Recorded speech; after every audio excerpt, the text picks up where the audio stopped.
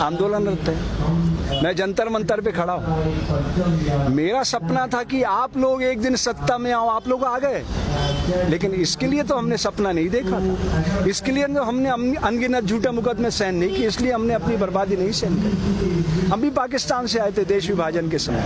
मेरे पूर्वजों को 5 किले जमीन मिली थी गुड़गांव में, उन्होंने नहीं ली, उनके सारे भाई गदर में मारे गए थे। मैं नहीं चाहता कि और किसी घर में ऐसा गदर हो।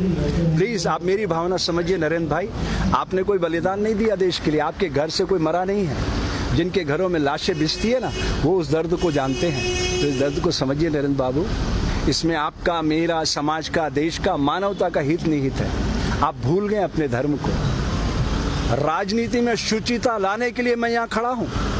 मेरे को फेसबुक पे लोग बहुत गालियां देते हैं, सारे साधु लोग मेरे से बहुत लड़ रहे हैं कि तुम देश के गद्दार हो गए हो, मुसलमानों के साथ खड़े हो। मैं आपसे पूछना चाहता हूँ, आप कौन जाति के हो नरेंद्र भाई?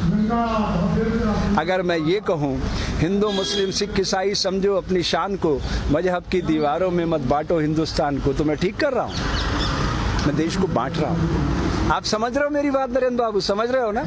ना मैं हिंदू बनूं ना तुम मुसलमान बनो, मैं भी इंसान बनूं तुम भी इंसान बनो। यही सपना लेके आए थे ना आप, उस सपने को आकार दो ना।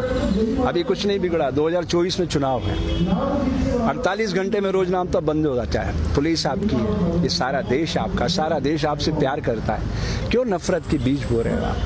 मैं अंत में इतना कहना चाहता हूँ मेरे दोस्त नरेंद्र बाबू, प्रकृति सदैव हिंसा का फल दुख, दया का फल आनंद बरसाती रहती है। इसके खिलाफ मैं जानता हूँ ये देश आपका कुछ नहीं बिगाड़ सकता, क्योंकि आपके पास 303 लोग, लेकिन उस कायनात की शक्ति को आप जानते हैं ना।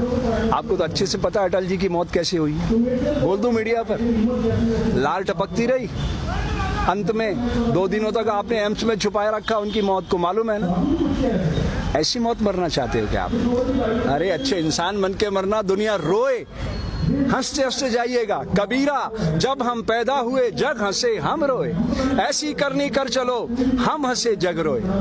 ऐसे मरोगे लाल टपकाते टपकाते, आपको अच्छा नहीं लगेगा। ये राम मंदिर का सपने की स्क्रिप्ट किसने लिखी थी? अटल जी ने। उसके निदेशक कौन थे? आडवाणी जी। और आप उसके मार्केटिंग हेड थे, याद है ना? उसी रथ पे खड़े होकर चिल्लाते थे आप। मुझे तो एक एक दृश्य याद है। मुझे वो भी याद है 25 जून 1975 की रात, दरमियानी रात, जब कलेक्टर ने मुझे बुलाया था और आप आदिपुर भाग गए थे। मुझे एक एक दृश्य याद है नरेंद्र बाबू, मैं भूला नहीं हूँ। इसलिए आपको याद दिलाना चाहता हूँ दोस्त, ये समय फिर नहीं आएगा। जिन्हें शक हो वो करे और खुदाओं की तलाश, हम तो इंसान को दुनिया का खुदा कहते हैं। मिटा दे अपनी हस्ती को अगर कुछ मर्तबा चाहे, कि दाना खाक में मिलकर गुले गुलजार होता है। तुम गलत दिशा में जा रहे हो नरेंद्र, कल पछताओगे। आज जहां हम हैं कल कोई और था, ये भी एक दौर है, वो भी एक दौर था। कितने और कितने चलेगा? वो डोवाल कह रहा था, अजीत बाबू, वो क्या नाम है उसका तुम्हारा NSA वाला, क्या कह रहा था वो? इतिहास लिख रहे हो आप, ये और इतिहास शक्ति से लिखा जाता है। आप भूल रहे हो नरेंद्र बाबू, ये आंसू देख रहे हो ना, अहिंसा और सत्य के आंसू है। महात्मा गांधी, तुम्हारे जैसे लाखों करोड़ों नरेंद्र खड़े हो जाए ना एक पलड़े पे, महात्मा गांधी के समक्ष एक तिनका भी नहीं है। पता है क्यों? अहिंसा और सत्य को उन्होंने अपने जीवन में उतार लिया था। कितना भी अपमान किया, वो बैरिस्टर थे। तुम कितने पढ़े लिखे हो तुम्हें अच्छी तरह से पता है। वो बैरिस्टर थे, सारे कपड़े उतार कर तन पे लंगोटी लगाई और निकल पड़े देश के लिए। आज अगर इस तरह दंगे हो रहे होते ना, तो मैदान में आ जाते और खड़े हो जाते सामने। वो एक शख्स था जो भारत में खड़ा होकर मुसलमानों की पैरवी कर सकता था और पाकिस्तान में खड़ा होकर हिंदुओं की पैरवी कर सकता, इसलिए महात्मा गांधी कहलाया। आप नहीं बन सकते इतिहास पुरुष, कूड़ेदान में फेंक दिए जाओ। इसलिए अपनी शक्ति को पहचानो दोस्त, आज नहीं तो कल। इस समय आपका इंतजार कर रहा है, अभी भी आत्मावलोकन का समय है। जय हिंद, जय भारत।